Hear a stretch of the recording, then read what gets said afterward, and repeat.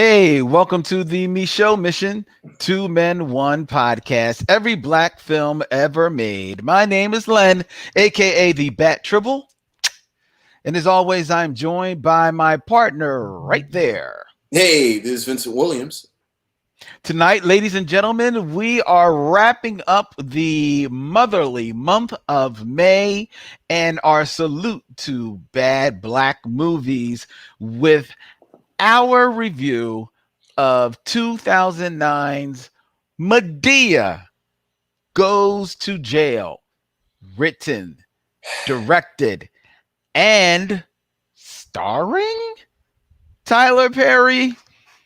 You be the judge tonight on the Micheaux Mission. But first, as always, we want to thank each and every one of you out there who are standing by watching us as we stream live via StreamYard on Facebook as well as on YouTube. Shout out to Robert Monroe Jr. and Aaron Fry and all the people out there in the chat.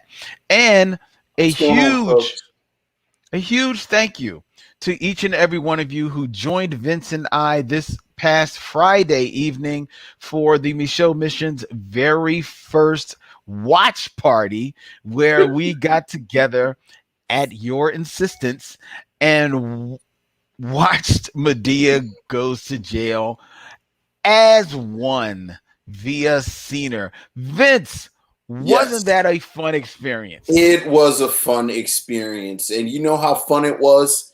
It justified watching this film twice.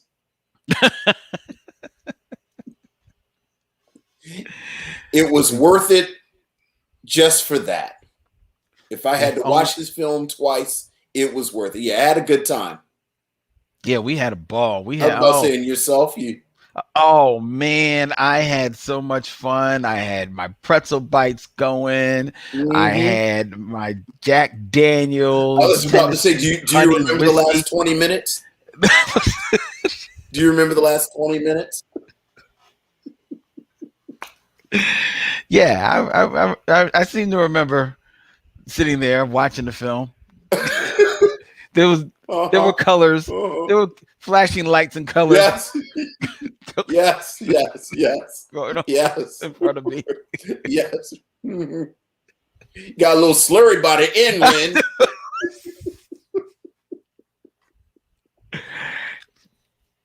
I did. I'm not even gonna lie. I did. I've only recently become a whiskey man, so to get my tolerance up. Hey, practice makes perfect. Exactly. And you got a long weekend coming up, so I had a long weekend that weekend. So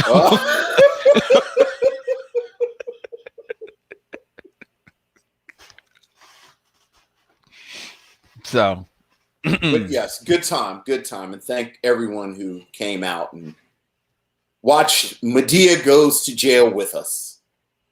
Yes, it was fun. Melissa G, who was watching the watch party all the way from the Netherlands, says it was fun watching Len fall apart. Len Falls Apart. That was one of Chiwetel Chibe's lesser known works.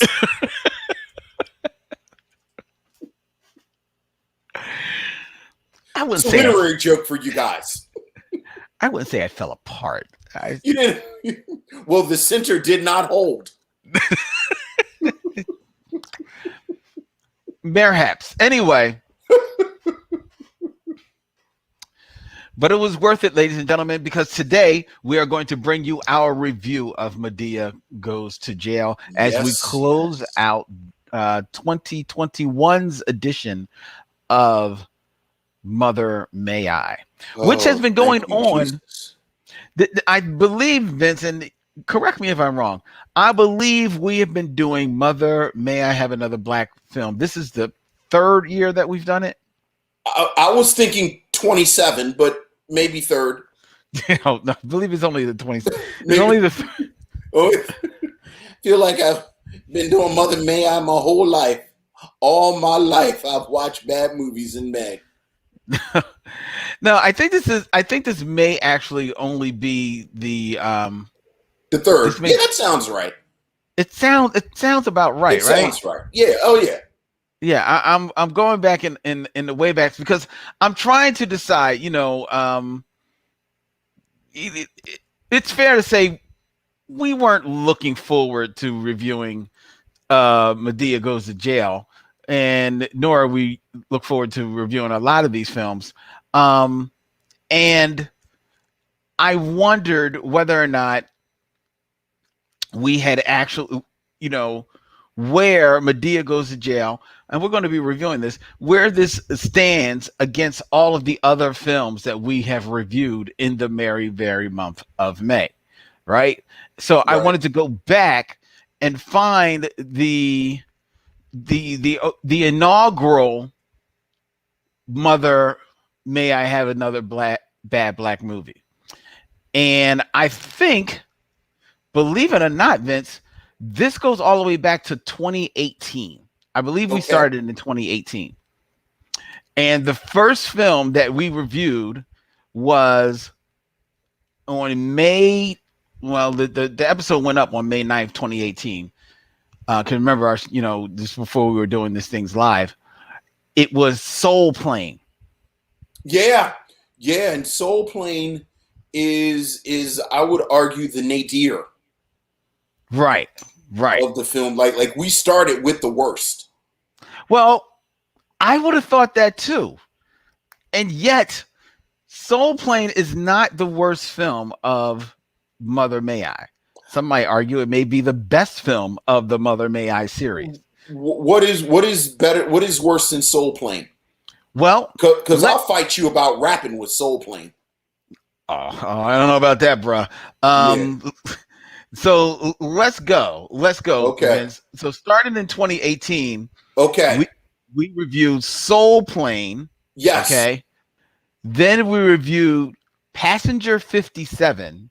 Which in retrospect probably shouldn't have been in Mother May I. Well, it wasn't my selection. No, you're right. That was me. That was my bad. Then I've always resisted this. So I know. A pattern will soon emerge as you read them off. So I'm gonna just call myself out before you go further into it. Where people are saying, "Oh, that wasn't that bad." Yeah, that's the one Vince picked. Mm-hmm. So it was Soul Plane, Passenger 57, Diary of a Mad Black Woman. Sure. Our first Tyler Perry film. Then State Property. State Property is pretty bad. Not worse than Soul Plane. Okay, so you're saying Soul Plane is the worst film of that trope? Yes. Okay, fair enough. Then we go to 2019. Okay. Which saw us review Carmen, a Hip Hopera. Yes. Better than Soul Plane. Steel, starring Shaquille O'Neal. Better than Soul Plane just because it was so bizarre. Which is part of the reason Tyler Perry gets over. But we'll talk about that later. Who's the Man, starring Ed Lover and Dr. Dre. Better than Soul Plane. I'll give you that. And these are still bad films. Oh, they're bad movies. Yeah. And then Rappin'. I think Rappin' is better than Soul Plane. No, I got to call shenanigans on that one. No. I think Soul Plane is aggressively lowbrow, ignorant, and offensive. Rappin' is just canon. It's just a canon movie from the 80s. See, the reason why I would say, well, first of all, let's go to last year first before we go. Okay. Last year's films were The Fish That Saved Pittsburgh. Oh yeah, ain't nothing wrong with Fish Saved Pittsburgh. I don't believe that was my choice, Vince. No, that was 100% my choice. Johnson Family Vacation. Right, which Which side note, at a party this weekend, I ran across a producer of the Johnson Family Vacation soundtrack. Really? Yes. I'm not going to share his name right now, but he may come on the show. depending on how he feels about the Johnson Family Vacation review that I told him to check out first. Now you're at parties and stuff, and I'm sure everyone is responsible and fully vaccinated. Yes. All right. Yes. I wasn't. It was. We were fully vaccinated. It was actually a party for my friend Calvin, my best friend Calvin, who was at the watch party. He turned 50. So all right. So Johnson Family Vacation, The New Barbarians, which to me gets a pass because it's a foreign film. Yes. But it's bad. It's pretty bad. And then The Thing with Two Heads, starring Rosie Greer and a embarrassed Ray Milland. Which I think Soul Plane is worse than. Well, dude, Soul Plane is so aggressively bad. Here's the thing. I think you could maybe, if you want to make the argument Soul Plane is worse than Thing with Two Heads, maybe. I, however, would say that The Thing with Two Heads is worse, but I would also say that, I will say this, The Thing with Two Heads is worse. But what the two films share in common is that both films know exactly what they are. The Thing with Two Heads is trying to be a dumb horror movie. It's not trying to be anything more than that. And it's badly made and badly done at that. And there are points in the film where they absolutely have no idea what they're doing. And thus you get a 20-minute motorcycle ride in the middle of in the middle of the movie, right? Yes, so, with Rosie Greer on a motorcycle. Right. Which is something that has in common with Steel. It's got like these 7-foot men on these little motorcycles. I know. Looking like trained bears on tricycles. Right. So that has that going for it. Soul Plane, you're right. It's gratuitous, it's gross out, it's below the belt humor. But Soul Plane does not make any bones about trying to be anything other than that. Right? And in doing so, is it as a film relatively competently made? Yeah. Do some of the jokes get over? Maybe not to me and you, who maybe have more of a higher bar for them to reach, but I could certainly see somebody sitting there chilling, wilding out. And honestly, if I was sitting here with a whole bunch of chicken wings and fries and some drinks and a bunch of boys, I probably would be cracking the hell up at Soul Plane. So I would say that Soul Plane is decidedly better than a lot of these films, including Rappin', because Rappin' is trying to be something deeper than it really is, and it's just not. And it I don't think it's trying to be deep. It's trying to make some breaking money. Like, it's literally in the breaking universe. There's nobody trying to be deep in Rappin'. They're trying to be a little deeper. And they don't even bother. They don't even bother getting a rapper. Well, that's just like, I just think that's a level of disrespect for the culture, which I'll give this point to Rappin'. At least in Rappin's defense, the culture is only 4 or 5 years old. Mm-hmm. Soul Plane comes out and hip hop is an actual thing, and it's disrespectful. But I don't think Soul Plane is disrespectful to hip hop at all. I think Soul Plane is actually borderline racist. I mean, I don't know if it's racist. Rims on the airplane. Are you really defending rims on the airplane? Because, but everybody who's in this film signed on for that. They signed on for that level of humor. No. They signed on for the check. If we're talking about the movie and who made the movie, and I mean, in that case, you just defended everything. Like, everybody signed on for something. Yeah, but okay, but all right. So now you got me going. I have to go look up the credits for Soul Plane. It's 2 white guys. Well, we actually talked about it during the episode. It's 2 middle-aged white guys. Well, Okay. Just like rapping. I mean, just like rapping. Like all of these movies. You don't have to go digging that deep to find the middle-aged white guy who doesn't know anything about hip-hop. Well, that's true. That's true. And again, in rapping's and again, I'm not going to be fighting but so hard for rapping. At least it was 1980 whatever. And Golan and Globus had known about hip-hop for 2 years. Mm-hmm. Well, I will still say that soul plane is better than rapping. No, that's what I said. Oh no, that's not what I said. Yeah, I'm not. Yeah, I'm not giving you that. Well, I'm sorry. Soul plane is my one. Well, okay. Well, then we share we differ. We differ. I'm just glad we've watched them already, and we never have to watch them again. Action figure expert says that soul plane is definitively a stereotype, but he's not saying necessarily that it is racist. And Summer also agrees. Summer agrees with him. Okay. So there you go, Vince.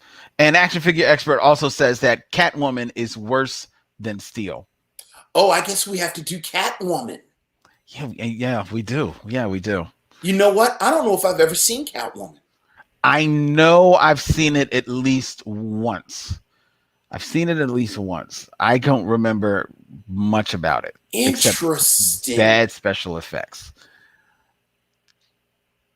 Yeah, we do have to see Catwoman. We've got to watch Catwoman. Maybe we'll watch that the week before we do Meteor Man.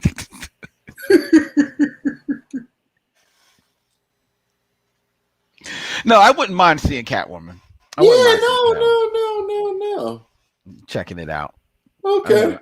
I'm checking it out. Maybe we'll invite Summer to come on and watch Catwoman with us. Oh, I wouldn't put anyone through that. Yeah, but Summer will make drinks, and then we can. It's the only way to do it. Summer will make the. No, because as you know what? Because we actually learned Friday. No drinking while we review the movies. Why not? Because some of us, and I'm not pointing fingers.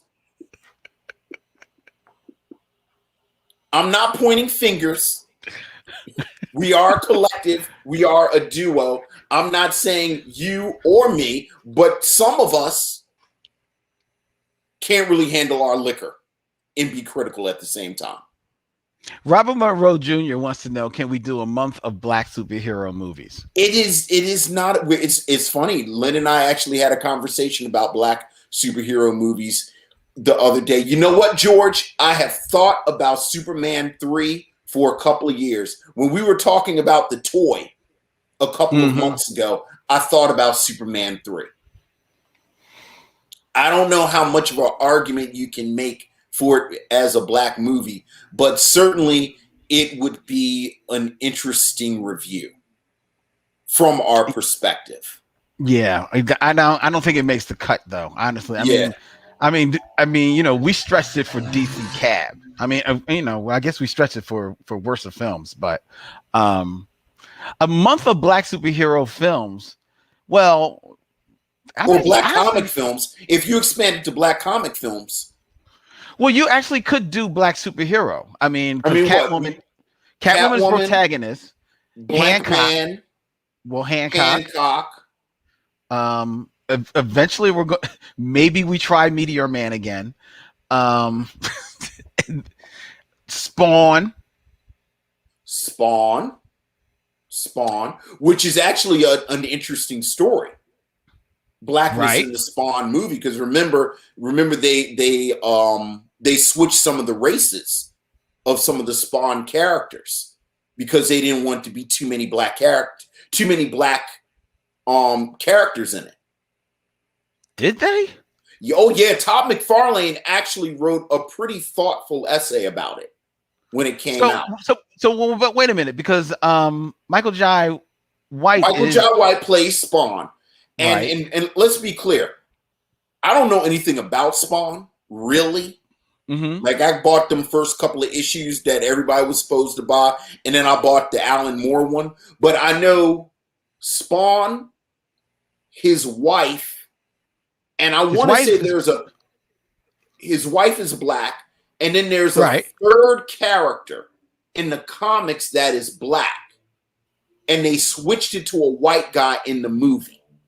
Oh, I think I know who you're talking about. McFarlane talked about that, about how the studios basically pressured him into it because they didn't want it to be seen as a black movie. It's the most bizarre thing. Like the two white men who have really kind of blatantly talked about the politics of race in entertainment, and how there's a point where studios don't want it to be too many black people. Right. It's like David Simon talking about the Wire, and Todd McFarlane talking about Spawn. Yeah, I remember that character. I think that he's like a tertiary character in the comic book who is black in the comic book, and it works in the comic book because Spawn, the character, even though you learn that he's black in the comic, he, for the most part, is either seen in a mask, or when he takes his mask off, all of his flesh is burnt off. Which Todd McFarlane talked about that, even in the comic, like the politics of the visual of Spawn being a black man. Right. That I forgot about that. George Kimona is also throwing out, as we're talking about black superhero films, he's throwing out the Blade, which we've done Blade 1 and 2. We haven't done Blade 3. Which is a thing. I mean, that's another film. Blade seems to find its way to horror, even though I think that Blade 3 is decidedly less horror. It is. Yeah. So, and then Robert Monroe Jr. is throwing out Leonard Part 6, which I've never seen. So I don't know. Is that a superhero movie, or is that more a spy movie? Yeah, I think he's a spy in that, right? I think that I remember that. Yeah, I think pretty sure he's a spy. Because I know the running joke is that I think I actually did watch it one time years ago, because I think he's like riding an ostrich in the film or something like that. Yeah, it's terrible. It's part of the peyote and mushrooms that Bill Cosby was taking during the 80s himself, and signing up for all this stuff. Right. We could do Akbar the Black Superman, which every douchebag blurred was talking about during Black Panther. Actually, Black Panther isn't the first super. That would be Akbar the Black Superman. I may have taken some liberties in how those people sounded, but no. Yeah. No, I've got tape. So that sounds spot on. Trust me. Yeah.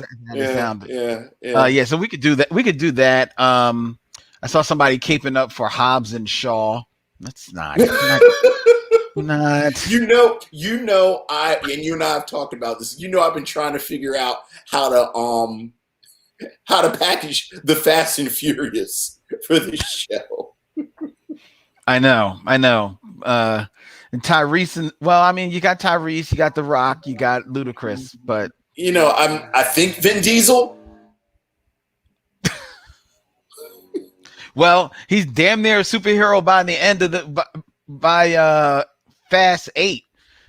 I'm just talking about how he has very deliberately been racially ambiguous. Yeah. Anyway, I'm not. I spend enough time down this rabbit hole. And speaking of rabbit holes, Vince, did you see in our Facebook group? Oh, I don't know where you're going with this. There was this really cool post that I like to share on the stream here.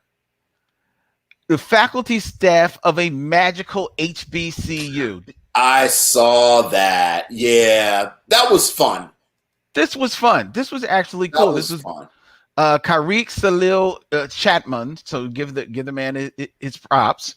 The faculty staff of a magical HBCU starts with. Let's see. Let me see if I can. There we go. Look at your man there. Oh! I know. I jumped a little ahead. Too far. All right. I went too far. All Too far. right. It takes time for this to catch up. Oh, there you go. Yeah. There he is. There he Yeah. is. Giancarlo Esposito, as dean of students, extremely strict but fair with students, shady, mysterious past, an impeccable suit game. Yeah, that makes sense. That definitely makes sense. That works. Then we come to Blair Underwood, teaches pharmaceutical alchemy, much older than he looks. Which is hilarious.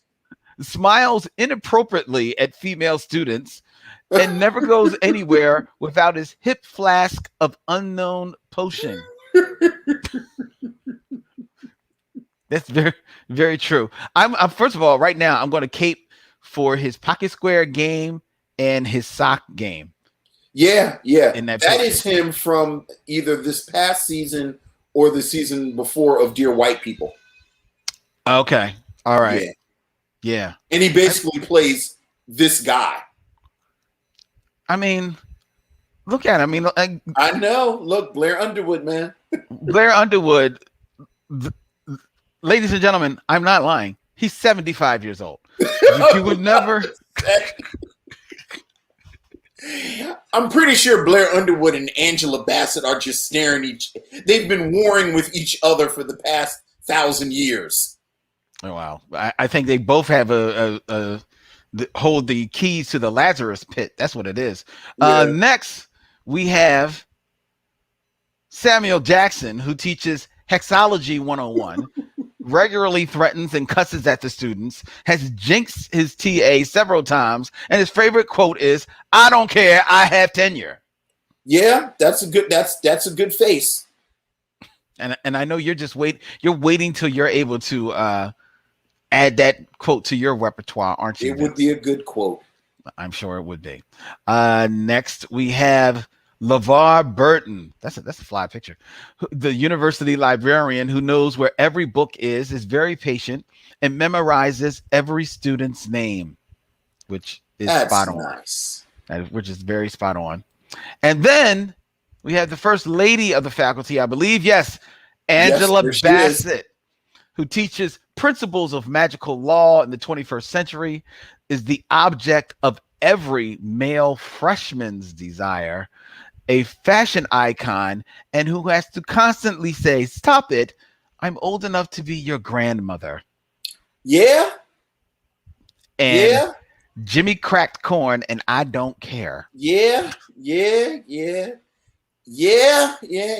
didn't go to a magical HBCU, but God bless that professor. God bless. I think that's the end of the faculty. Yeah.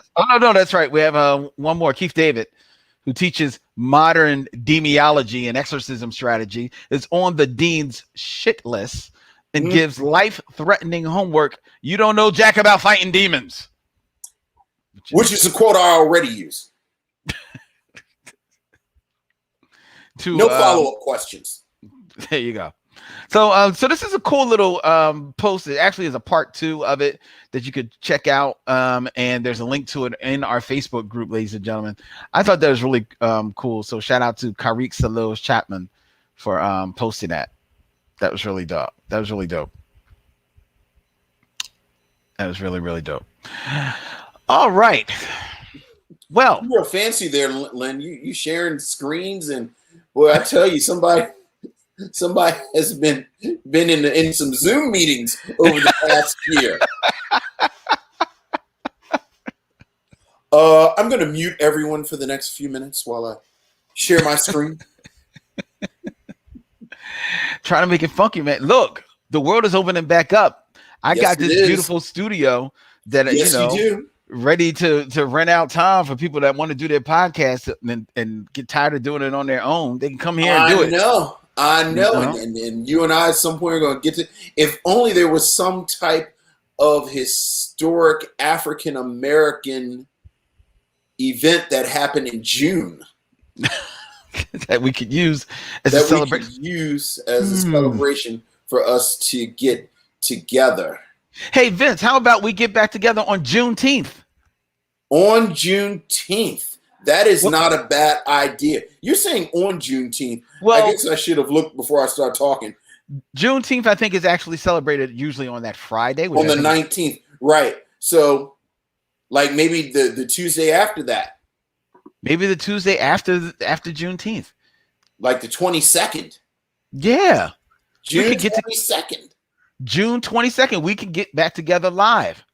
That'll be dope. That's not a bad idea. And you know what, Vince? We will top it off because it'll be the first time that the full Micheaux Mission team will be in one room together, because our very special guest that week will be our social media director, Toya Haynes, as we review House Party 2. A lot of twos. A lot of twos. So there you go. So June 22nd. We will return back live. I'll be able to see you face to face, Vince. You'll be sitting across from me. There you go. Love it. I love it. Love it. All right.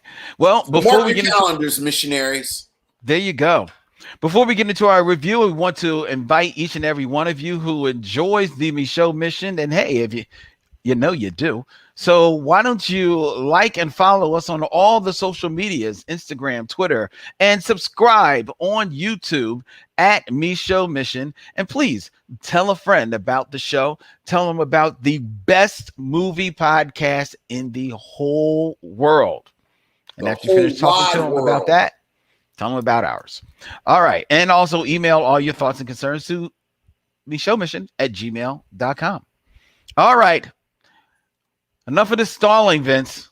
Look, man, let's go ahead and take this thing home. There you go. Let's get into our review of MADEA Goes to Jail.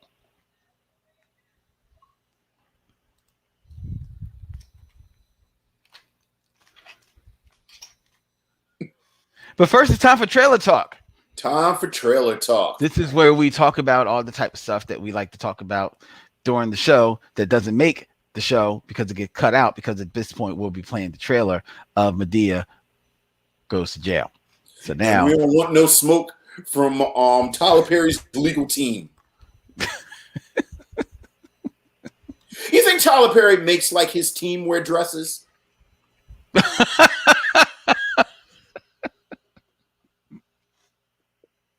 have to say, if I was Tyler Perry, I would make my staff dress up like MADEA. Why? Like, what do you get out of that? You don't get. It's just a power thing. Just a power thing, huh? Just a power thing. Like in my mind, on his compound, everyone should be dressed like MADEA except him. Okay. I came up with that just now. I don't know about.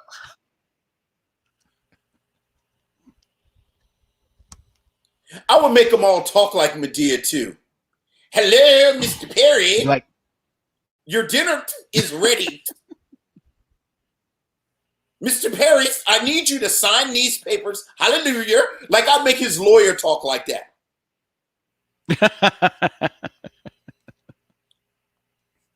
Mr. Perry, I've detailed your car. Just me? That's just me. I'm the only one. It's just you. You're not one, bro. Yeah, out there on your own. I got a surprise for the missionaries, though. I'm going to try and find it real quick, because me and Vince, we're going to be getting back together live, ladies and gentlemen, to do the show on June 22nd, as you heard. But Vince and I actually, for the first time in a long time, got together just this past weekend for the first time in a long time live together. Actually, we got together for a new photo shoot of the Micheaux Mission. It's been a long time coming for me and Vince to get some photos done, and there was one photo that was like just real dope. It's definitely cool, and I want to share this with the missionaries, if you don't mind, Vince, if I do this. I'm gonna. Well, I didn't tell you I was doing it, so no. I mean, it's trailer talk, so we'll let this slide. But we talked about this. We're going through the pictures with a fine-tooth comb. Oh, you like the pictures, man. All right. What we got? This is a good one, Vince. This is a good one. I wouldn't do that to you. I wouldn't do that to you, Vince. So this is a picture that everybody comments is our Spike Lee picture from our photo shoot this weekend. There's Vince and I, on the steps of my house, actually, at my place. I like that picture. That's a good one. It's a good picture, right? Don't you think? That's a good picture, one. Vince. Me, you chilling? Yeah, I like that one. We should put that on something. Well, it might find its way someplace real soon.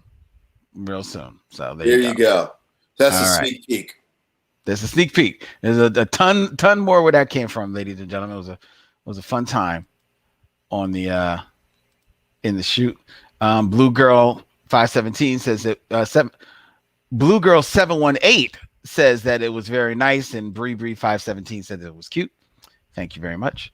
And action figure expert adds a question real quick, Vince. Do you guys think that with today's political correctness that a character like Madea or Big Mama or White Chicks or Norbit can be done today? Do you want to answer that now, or do you want to answer it during the review? I'll answer it now because I think, I absolutely do. I think Tyler Perry can make Madea movies from now on if he wanted to.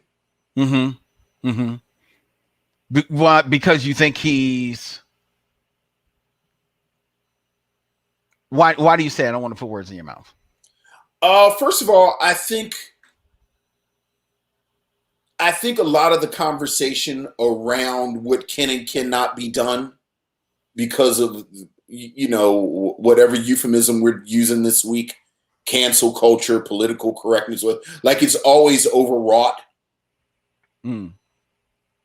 And I just think that everyone where we're talking about big Martin Lawrence from Big Mama's House, Eddie Murphy doing Norbit, again Madea, I forget the fourth one. There was a fourth one as well. I think their fan base is always going to support them.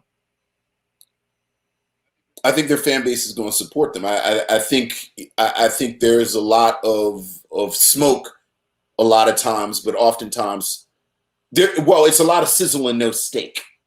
Put it that way. I got you. It's a lot of sizzle and no steak. And not for nothing,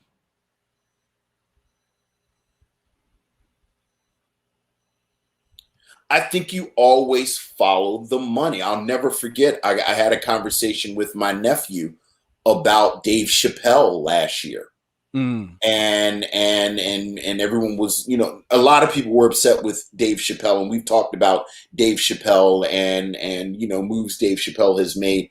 But ultimately, a lot of the people who were upset with Dave Chappelle and Dave Chappelle on Netflix didn't actually have Netflix subscriptions. Like they were using their parents' Netflix subscription. Or they were using like they didn't like unless you can financially affect these companies. I think it's a lot of polite nodding of heads, but then nothing actually happens.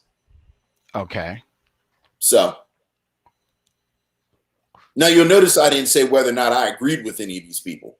I'm just talking about who can get away with what. I hear you. I noticed that as well. I noticed. Yeah. I saw what you were going with. We lost. Speaking of in the world of comedy, we actually lost a very big name this past week. The passing of Paul Mooney. Yeah, we should have talked about that, not trailer talk. Well, we can talk about it now, and I can always edit it in. All right. So I will start again doing what I already knew I was going to do, was just edit this back in. In the world of comedy, we lost a... I didn't pick that up telepathically. That was my bad. The world of comedy suffered a loss this past week with the passing of legendary comedian and writer Paul Mooney at the age of 79. Paul Mooney, most famously known for his writing collaborations with Richard Pryor over the years, as well some of his more incendiary commentary on the world at large, from the pulpit of the stage of various comedy houses across the country, across the globe, actually. A voice who, candidly, I can't say that I didn't find his work funny, because I was a huge fan of Richard Pryor, which means that by proxy, I did find a lot of Paul Mooney's work funny. But when I saw Paul Mooney himself, he didn't really do anything for me as a comedian, but I respected his place in the genre based on, everything that I knew of him and the works that he had done and the people that he had worked with. So I know his loss was felt pretty big in the comedy world, despite how controversial a figure he could be at times. What do you have to say about the passing of Paul Mooney, Vince? I think just fearless. Mm-hmm. I think he was just fearless, which in a lot of ways I think kind of goes with what you said about sometimes, and I agree with you, just as a craftsman, sometimes Paul Mooney would have these stretches that he didn't make me laugh, but I don't know if he necessarily wanted you to laugh sometimes. Right. We've talked about this before on and off. I feel like oftentimes we use the term comedian as this almost catch-all. Mm-hmm. But every now and then these comedians wander into this space where it's not funny. We talked about it with Dave Chappelle last summer and it's George Floyd. the George Floyd special he did. Richard Pryor oftentimes would go into this space. I think Paul Mooney lived in that space. Yeah, certainly for the last while. He would just channel his own truth, and I admired Paul Mooney. I respected Paul Mooney. Paul Mooney would make me laugh sometimes, though. Like when he made you laugh, he would make you laugh, and it's a real loss. Yeah, it's a real loss. Icon. Definitely. Icon in a world where we're running out of them, frankly. I know. It is, I'm almost every day, every week, you're reminded that we are at that time right now in the first quarter of the 21st century where a lot of those, names and faces and, like you mentioned, icons who were born in the middle of the 20th century are reaching, making that their way on to the next plane. We're really at that time where we're going to be going through them more and more. Yeah. I remember something that someone said a few years ago when the two men I'm going to talk about died. And I've tried to look at this from that perspective. Someone wrote that instead of mourning the death of David Bowie and Prince, oh yeah, think about what a blessing it is that we were alive at the same time. And hopefully everyone can say that. Like hopefully everyone, whenever they live, can say I was alive at the same time as certainly young people now. I saw Beyonce, I saw Frank Ocean, I saw Madea. Madea. You just have to be thankful that you were there when these people. So we were there for a lot of Paul Mooney. but yeah, it's really sad. Yeah. George Kimona brings up that he wrote the very famous Saturday Night Live word association Yeah, skit with yeah. Richard Pryor from the first year of the Saturday Night Live. I can't remember if and it wasn't the first episode, but I don't know. It was like either No, but first, it was the episode like that one of the I first mean, 3 or 4. yeah, yeah, because that was a real turning point for SNL, Mm-hmm. getting him Mm-hmm. as a guest. Yeah, yeah, And if people don't know what we're talking about, look up the word association. It's an amazing skit. yes, yes. And it's prime Richard Pryor. If you've only saw Richard Pryor and when he was at his lesser powers Yeah, later in his life, this is prime Richard Pryor, early 70s Richard Pryor. it's a great episode. Oh yeah, I love the samurai skit. I love the Exorcist skit. Yeah, like it's a great episode. Oh yeah, most definitely. And Bree 517 says that I feel the same way about Toni Morrison. What a privilege to witness greatness. Oh yeah, absolutely, Very absolutely. True. Like you live in a time where Toni Morrison books come out.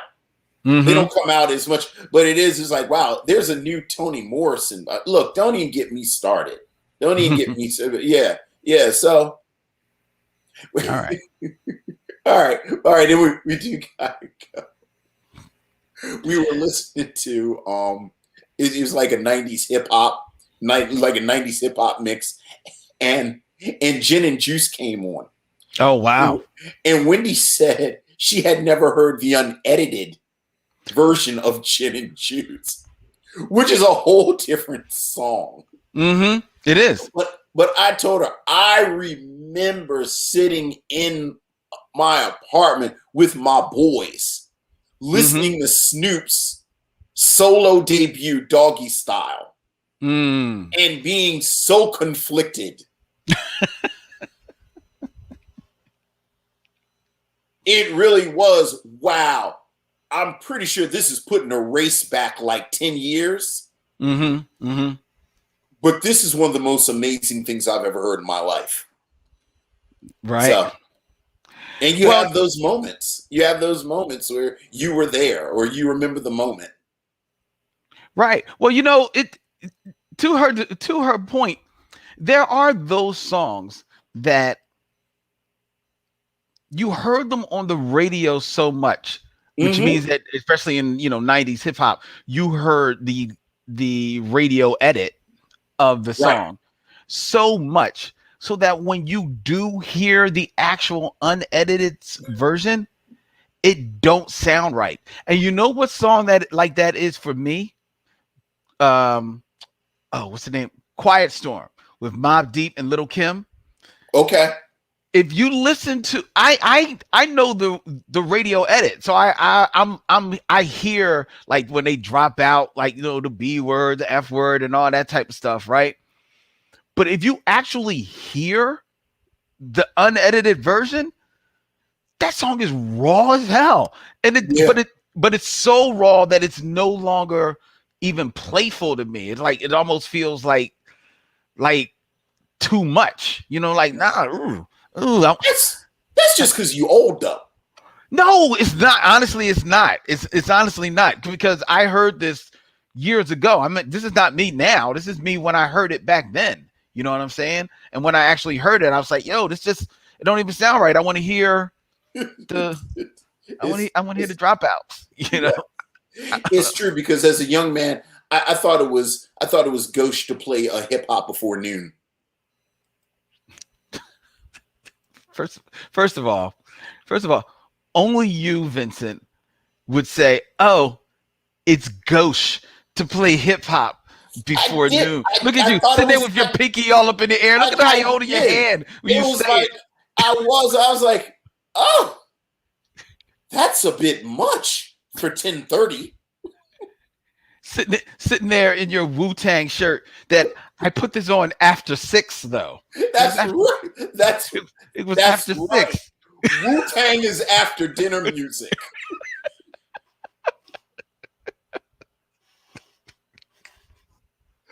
That's exactly right. Stupid. All right. Well, can we talk about Madea so we can be finished talking about Madea?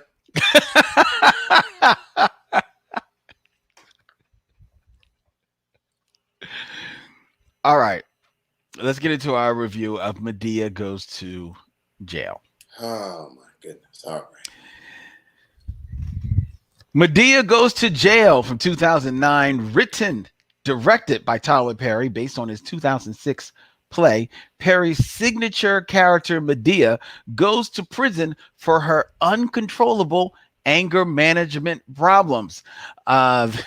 This film, right. This film, Madea Goes to Jail, also stars, as we get down to the cast, Derek Luke, Keisha Knight Pullum, Ian Overman, Tamela Mann, David Mann, Ronrico Lee, Vanessa Ferlito, in a cameo by Sofia Vergara, and Viola Davis. Oh, Lord, have mercy. To which Vincent says, I cannot believe Viola Davis is in this movie. I cannot believe Viola Davis is in this movie. Yes, she is, Vince. Viola Davis is all over Madea Goes to Jail, the final selection and your selection, ladies and gentlemen, for 2021's Mother. May I have another one of those bad black movies? Vincent, what say you of Madea Goes to Jail? First of all, I think I need to not apologize to you, Len, but I think I made a mistake. Okay. Lynn and I were talking about programming, and at one point, Lynn said we could do Madea movies and have a month of Madea movies. And I said, that is a terrible idea. And no one wants to sit through Madea movies for a whole month. Mm-hmm. And while I still agree with that, I kind of want to watch all of the Madea movies. I know how to I know how to produce a podcast, Vince. Here's what I've come to. No. You just try and make jokey jokes.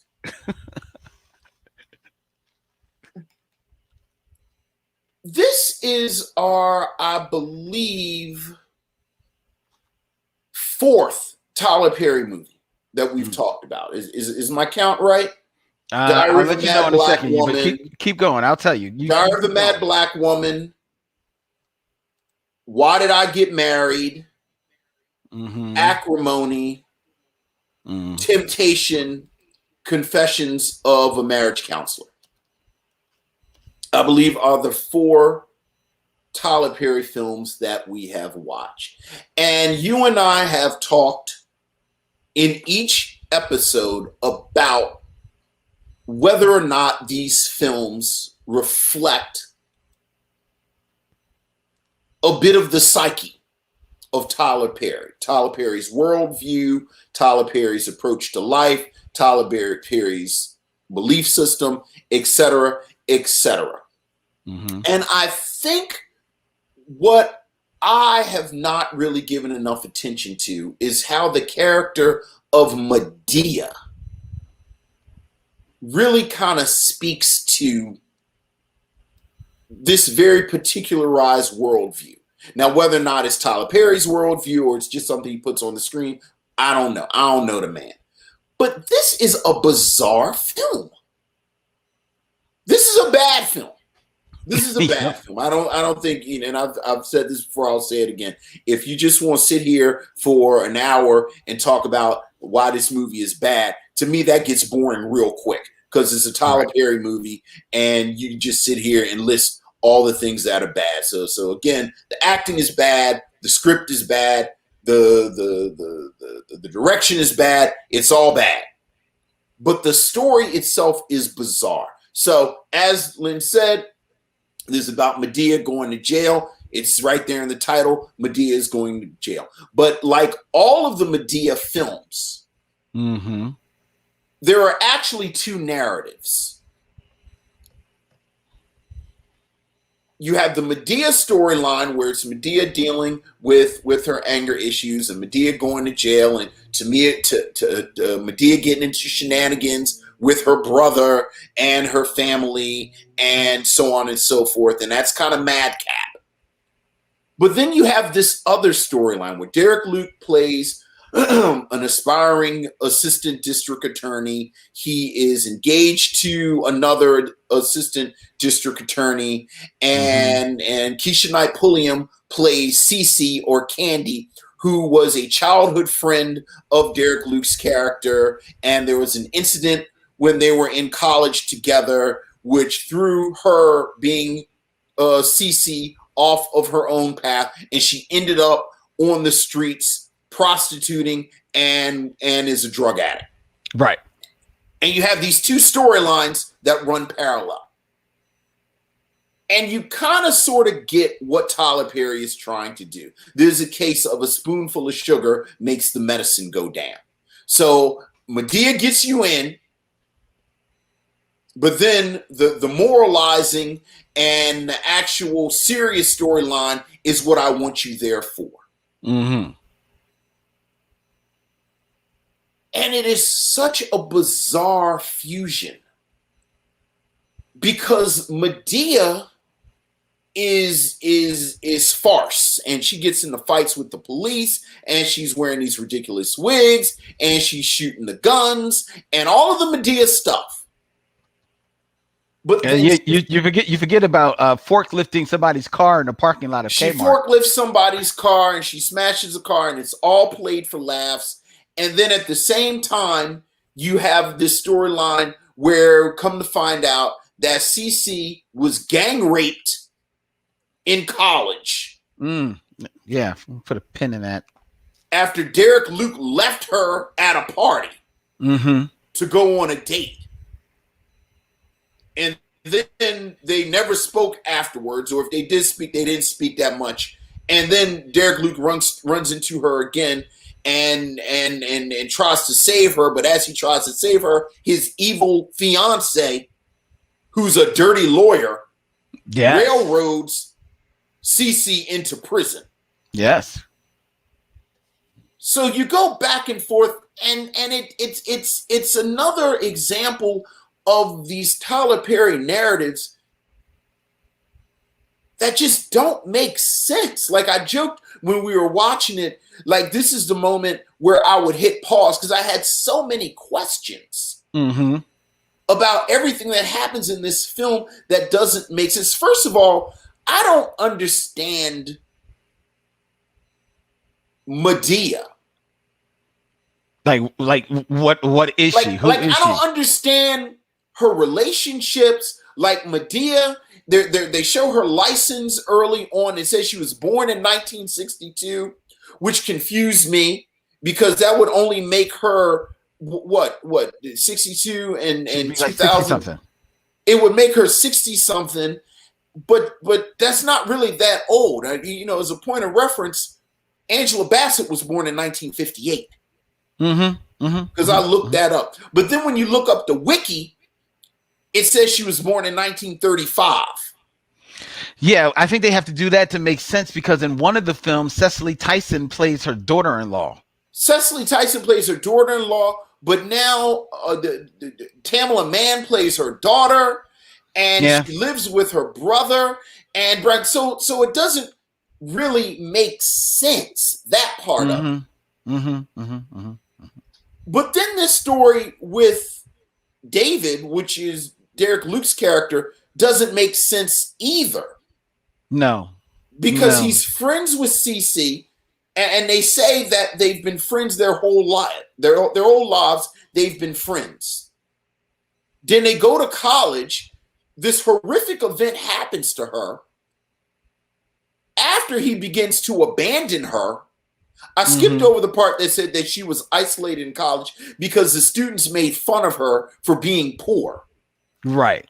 Which again, this is look. I don't have no stats. I'm just anecdotally. I'm a black man who has been to college, who has been around other black people in college. I was trying to figure out what college that this was that they went to. That if you get 10 black people in the room, like who's not poor? Yeah, I didn't get that either. I Like didn't know what who's not poor in college? what was this college / elementary school that they were at where they were going nah nah nah nah nah. You got old jeans. Look at the poor girl. Then he leaves her with the football players because this is why he had to watch again because he was a football player, and I thought the implication was he left her with the football players. Yeah, he took her to the party, and then he left and went on a date. And then the football players gang raped her. Yes.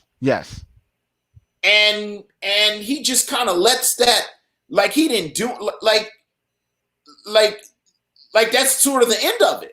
Yeah, because I guess his guilt over that, he never returned to her, so he just felt so guilty. I mean, he never pulled up his boys. He didn't. No, like they say that he has brother. Like it just seemed like there were a lot of loose ends to that story that I had follow-up questions. Oh yeah. Then he doesn't tell his fiance. Well, we got to talk about the fiance and his whole relationship. He doesn't tell the fiance, so she doesn't know what's going on. And it's all just this big ball of confusion about motivations, about the narrative itself. There's some strange gendered stuff, like they almost troll the audience where they talk about Madea has a prostate and they play she's a lady, and then Madea is making fun of a lesbian, and it's all just very confusing. And I was just glad when it was over because it just left me with more questions than answers. And the biggest problem with the tones, I mean, well, there's a bunch of huge problems with the tone. So maybe this is the same size as the other problems with the tones. But is because one is so farcical, everything with Madea, and everything else is so melodramatic, right? The two worlds can't coincide. But also, Tyler Perry can't or won't allow for anyone else to wear the biggest cape in the movie. So Madea has to be the one to get the broadest jokes in the film, but she also has to be the one who is the one that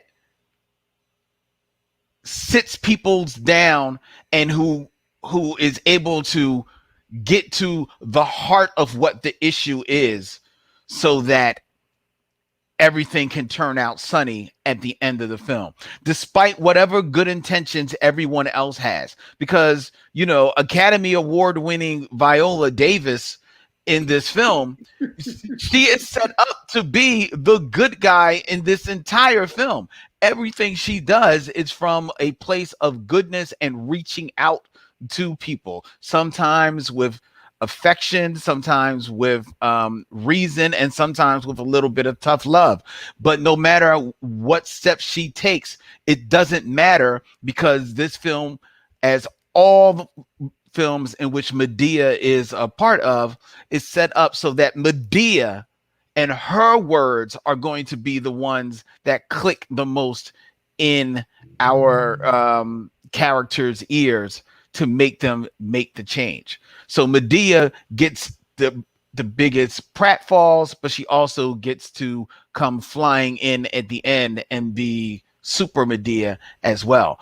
And you can't have that when you've got these such diametrically opposed tones in your movie. It just absolutely makes no sense. Wow, that's a really good point. See, this is why you had to watch it again. Because you're right. I actually wrote that Viola Davis's character is set up as the moral center But you're right. When it's time to actually deliver the great sermon, even though Viola Davis is the one in almost the literal pulpit, it is Madea who stands up and delivers it. So you see this as well. Here's the thing, though. Again, Tyler Perry knows his audience is there to see Madea. All right. So, look, in his defense, the audience is there to see what the Madea. people want.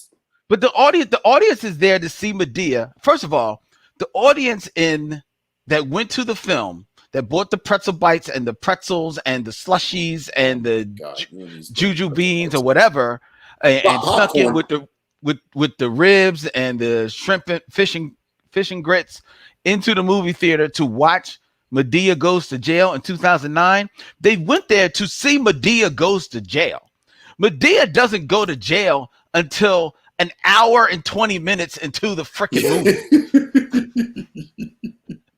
There is that. I mean, you are on dry mouth because you have drank all of your slushy before she shows up in the prison orange. All right. So you're going there to see Madea. You're going there to see Madea be loud, be boisterous, be whatever, rambunctious. And yes, do you know that you're going in there for a level of melodrama? Certainly you are. But, you're also expecting that there's going to be in that melodrama some point of human connection. In that melodrama there's going to be a triangle, because there's always a triangle. So there's whether it's a guy and a guy and two women, or two guys and a woman, there's almost a triangle in every one of his movies. In almost every one of his movies, and I lie to you not, because I looked it up, there is some reference to somebody either being sexually abused or raped in their past, and the detriment that has played on their life. That is, I lie to you not, in almost every single movie of Tyler Perry's. You have that as well. And yet, with all of that, and with all of the, just sticking in this film, with this film, which is set up for the Linda character, played by Ian Overman, Derek's fiance. You're right. You could tell from her pointed chin that she is going to be the villainess. She's the Cruella de Vil of this movie, right? You know it right from the beginning. But she doesn't have to be. She absolutely 100% does not have to be, because I know you're going to say she's set up to be, but she doesn't have to be, because her stated opinion when Joshua, Derek Luke's character, and I'm just going to call him. I called him David. Yeah, Joshua. Because he doesn't look like a Joshua. That's why I got my biblical figures mixed up. But the stated reason why he is taken up for Candy is because of their relationship in the past. He never thought he was going to see her again. He sees her again. He's upfront. He doesn't lie. He's upfront to her about, who this woman is in his past. And, he wants to, be there for her. Be there for her.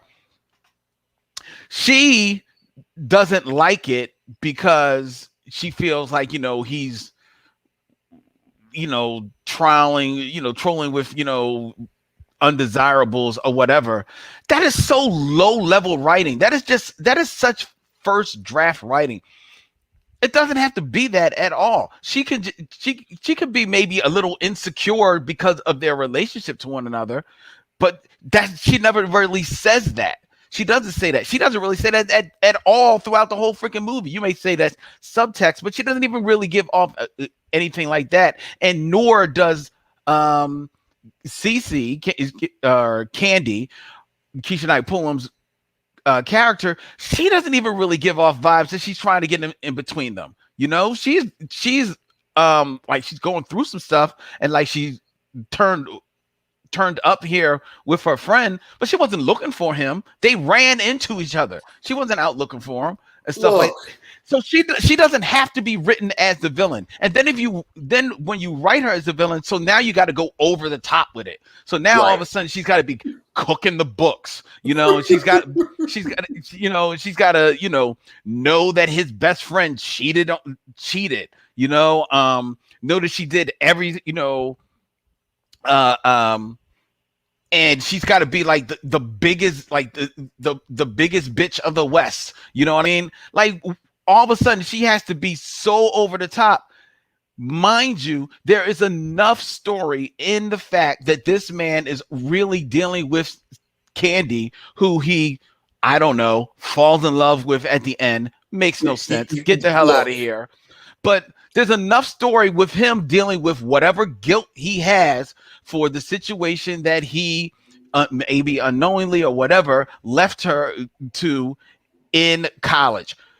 There's enough story there, but we don't have time for that because, as in almost every Tyler Perry movie, whenever a guy expounds himself on something really, hurtful or meaningful or bad that he has done, we can hand wash it away by, don't feel guilty. That wasn't your fault. You need to let go. And Candy, you need to, forgive him for that. I was holding on to that anger, but that was getting in the way of me. And maybe that is real talk. But no, this dude doesn't need. There's no reason why he has to get off that easy. Why can't this dude just really be held accountable for his shit? You know what I mean? Be held accountable for it for at least more than a fucking beat in the goddamn movie. Look, I'm really trying to move away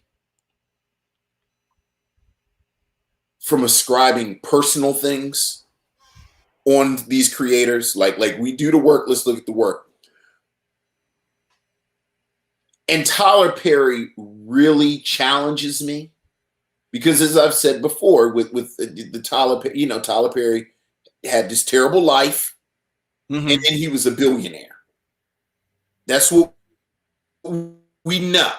I don't know anything about that man, but there is nothing in his work that demonstrates that he knows anything about how people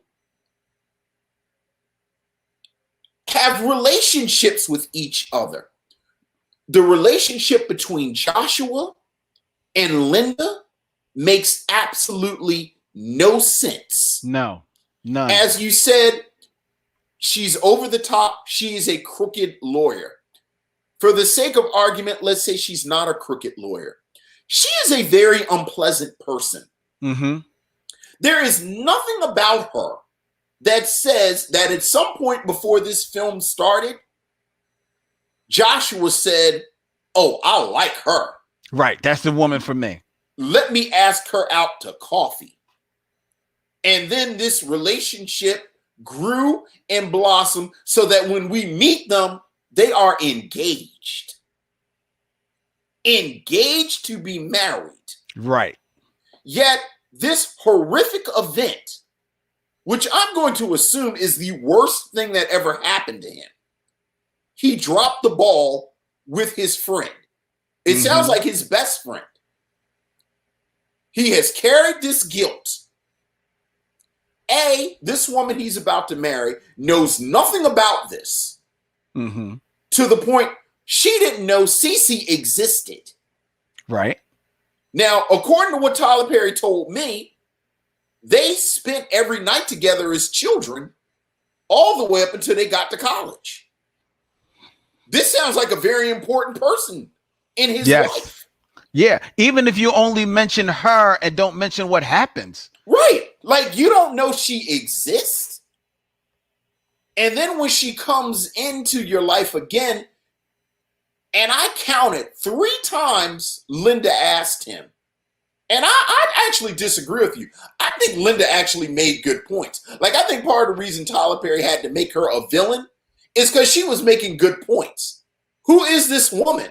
Why are you acting like this with this woman? Why are you being so shady? And Well, he yeah, didn't okay, tell yeah. her anything about what happened.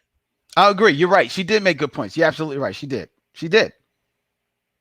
As you said, at no point during the entire film did it seem like anything romantic was developing between the two of them. No. When No. he kisses her, it really was like, well, where did that come from? It's like, well, it's a Tyler Perry movie, so I guess somebody got to end up together. Right.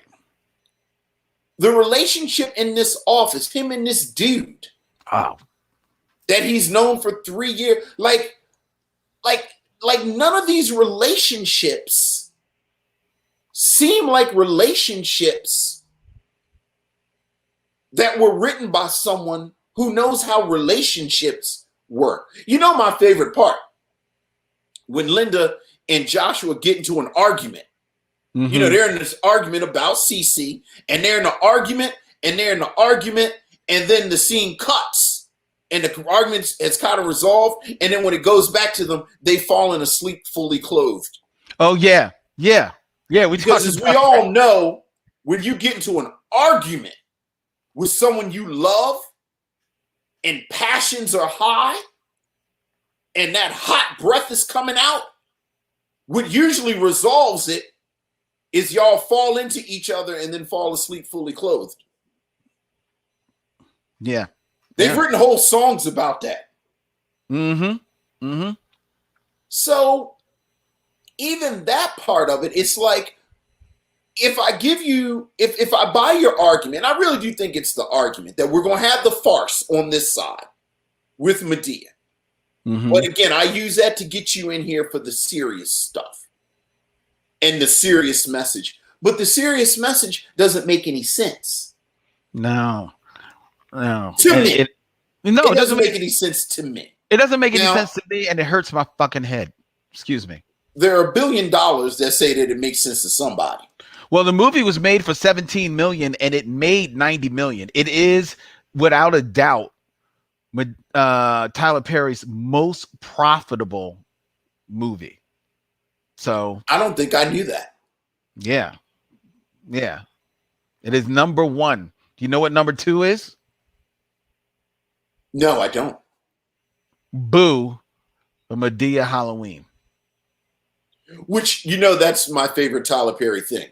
Boo. You know, Boo is my favorite Tyler Perry thing. Really? Oh, because I love the gangster of it. Because, you know, that's the top 5 joke that Chris Rock made.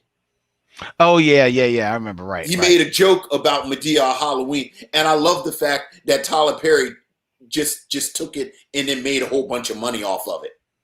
To be clear, I don't like any of Tyler Perry's work, but I do like Tyler Perry. Yes, George Cremona, that was $90 million American money that Madea Goes to Jail. Look, made. I'm saying, and again, we talk about the financial part of it, but again, I'm saying something like, I can't believe Viola Davis was in this. You know one thing about Viola, you know part of the reason I didn't know Viola Davis was in this? Why? When Viola Davis gives interviews, and she's been doing it a lot more vocally the past 2 or 3 years, and she's talked about roles that she's taken and talked about how she had to do it all over again, she wouldn't have done that. And specifically, she mentions The Help. Like, she's been very vocal about, you know, I don't really like what happened with The Help. Well, I know she said that about the Help. Yeah, I've seen that. I've never heard Viola Davis say that she regretted being in this film. Well, I don't think she did either, because I got a funny feeling that, remember, at this point, she's not Academy Award-winning Viola Davis. She wasn't Academy Award-winning Viola Davis when she was in The Help. Right. Well, I'm just saying, at this point, she's working actress Viola Davis, probably Derek Luke, who is the bigger name at this time, friend, and like, yeah, I'm going to take this role, you know? No. My point is, on the other side of it, now that she is Academy Award-winning actress Viola Davis, it would not surprise me if she still claims this film. Again, Tyler Perry is beloved. And like you just said, we don't like Tyler Perry movies. And we have a problem with Tyler Perry, the artist Right. in how he wields his movie making craft. But I'll never knock Tyler Perry, the businessman, and Tyler Perry's hustle. And I will also never not knock Tyler Perry as though he may have some suspect business practices that you hear through the grapevine a little bit. I'll also cape up for the dude that he is the one who made sure that Cecily Tyson was getting regular checks. Um, made definitely put some money in Angela Bassett's pocket more than once. Put money in more than a few black actors and actresses' pockets throughout the course of his films. Didn't have to, especially as his stake rose in Hollywood, didn't have to bring a lot of his repertoire people from his plays into the films, but he did. So I'm not going to knock the man's business and the relationships that he has cultivated in Hollywood because of who he has become in the movie business. But the product that he puts out there, it's just, it is the biggest of wasted opportunities. We talk about missed opportunities all the time, and this is the biggest missed opportunities because it's often as many faces as you can be, cape up for you putting in front of those cameras, bruh. It is time for you to put a couple more faces behind the scenes, a couple more writers in there. Still take your stories, still take your basic stories, but let somebody else get a hand on these characters and really craft something with them. Because I mean, and I'm stepping away from this film. This is a bad film. It's like it's whatever. Your Tyler Perry guilty pleasure, Acrimony, which I despise. Yes. That is a film that in the right hands could be something. Yeah. I mean, an interesting idea. It could be something, but you got to get somebody that wants to do something with it. And another Tyler Perry film that I think when you were listening to him, I don't know if you mentioned this one, Nobody's Fool. We reviewed that as well with oh my goodness, I forgot all about Nobody's Fool. Yeah. With Tiffany Haddish. Yeah. I will take it a step further. I actually think a lot of the morality is problematic. Well, a whole lot of it. Yeah, a whole lot. And again, this is another example of Tyler Perry and this real disdain he has for middle-class black women. Well, again, that's why I think that it's very important for him to get another writers in there, man, because this is all coming from his mind, man. Well, but again, his audience eats it up.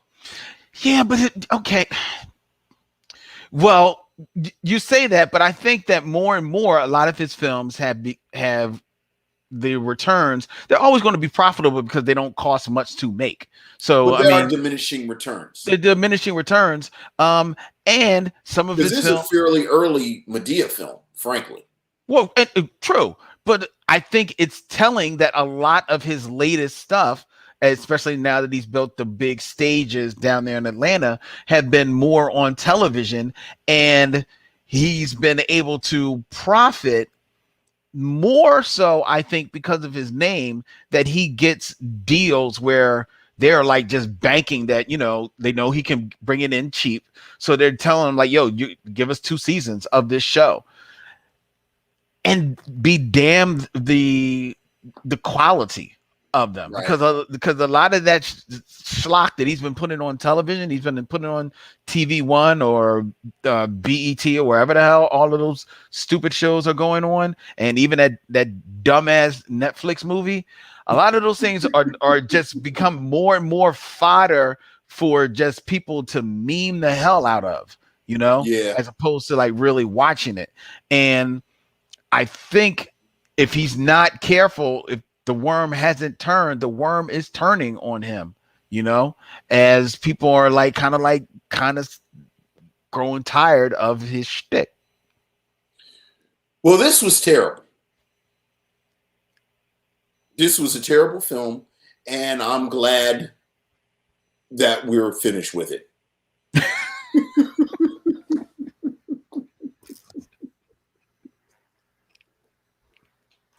So am I.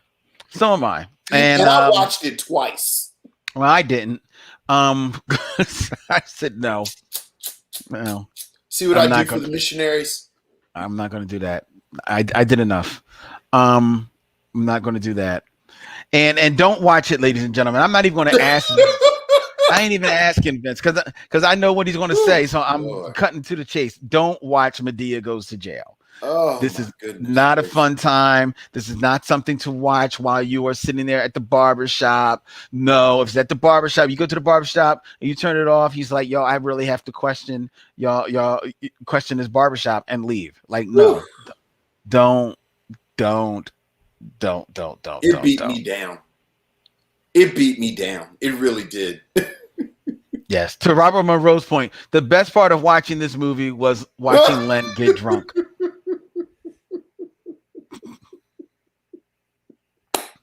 It was pretty funny. It was. Before we tell you what we're going to watch next week, ladies and gentlemen, Wait. What?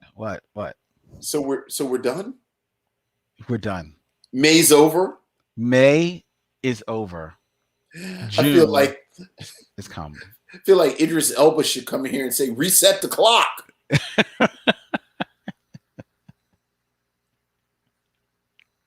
This is the most beautiful part of the Micheaux year. This is the furthest away from Mother May I than we're ever going. That's very true. Going big. That's very true. Because next week it'll be T minus 51 weeks.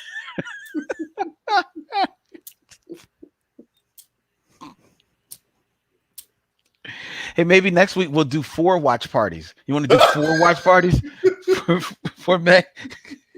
To a watch party every week, Vince. Right. I don't know if your liver can handle it. I was about to say the same thing.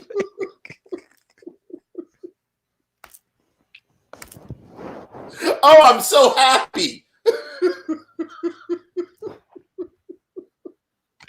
I just about to say the same thing. I don't think my liver can take it. A half hour ago, I just felt like I was on the River Kwai.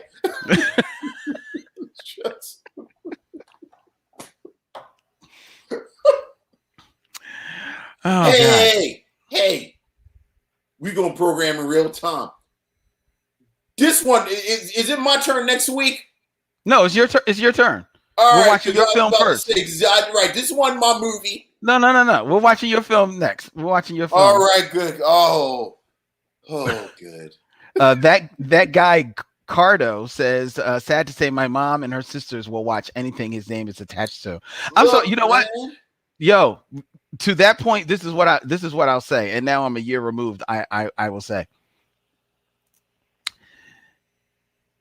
in my seeking, for, a lady friend, if I find that they are a fan of Tyler Perry films, slide to the left. Oh, that's not nice. No, I'm sorry. I got a question. Vince, be real. Don't pull me into this. All right. I got married before Tyler Perry was making movies. Okay. But if she started watching Tyler Perry movies, this don't have nothing to do with me. All I said is I'm sure there's some very nice young ladies who also like Tyler Perry. Yeah, I'm sure there are, and I'm sure there's somebody out there for them. Oh.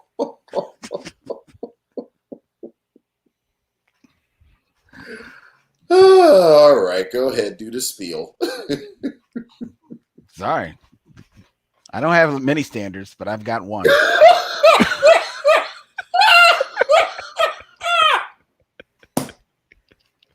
That's your lawn in the sand.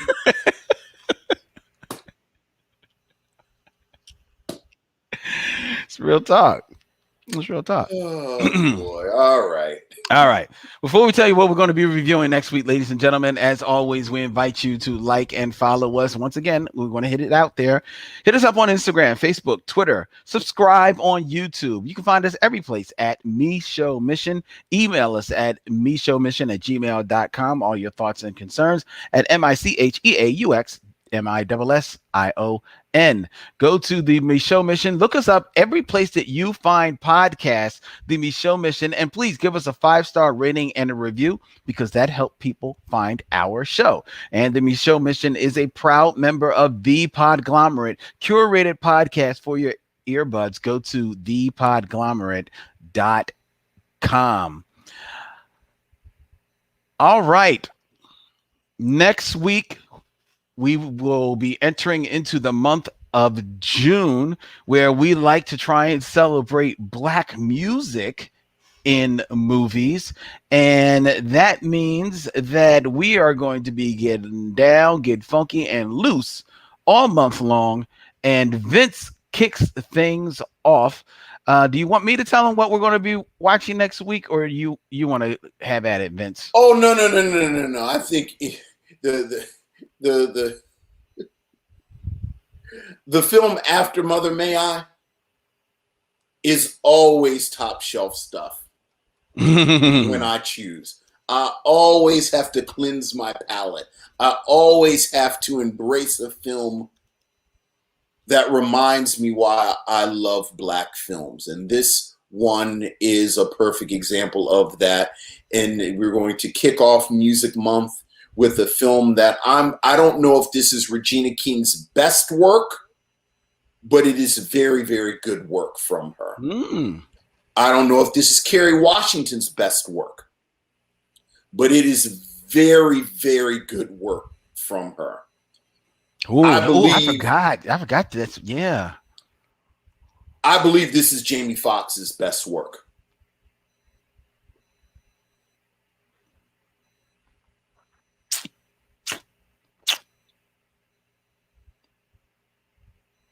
What movie is it?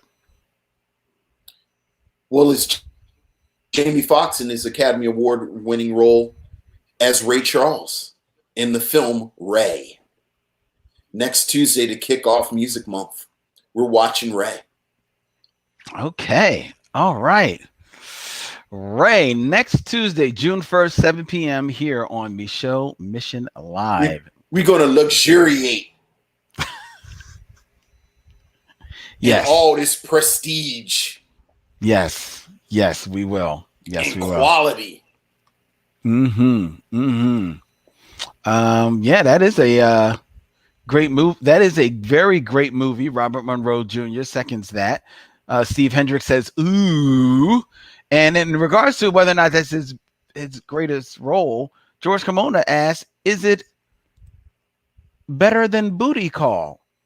It is better than Booty Call. Like, you're joking, because I thought what Len was going to say. You know what I think is he's amazing in? Ali. Yeah, he's good in Ali. He plays Mondini. Mondini, yeah. I don't like Ali, so that's why I can't. I don't really. Ali is a spotty movie. Yeah, but Jamie Foxx is remarkable in it. Yeah, he's good on a lot of stuff. He's very good. It's not hard to say that this is his best role. I don't know if I want to say it just yet, but he's good in it. He's very good at it. I'm looking forward to it. I haven't seen Ray in a long time, so I'm looking forward to checking that out. I know. Next week here on the Micheaux Mission, ladies and gentlemen. Until then, he's Vince. I'm Len, and in parting, we say, we'll see you when it's time to meet again.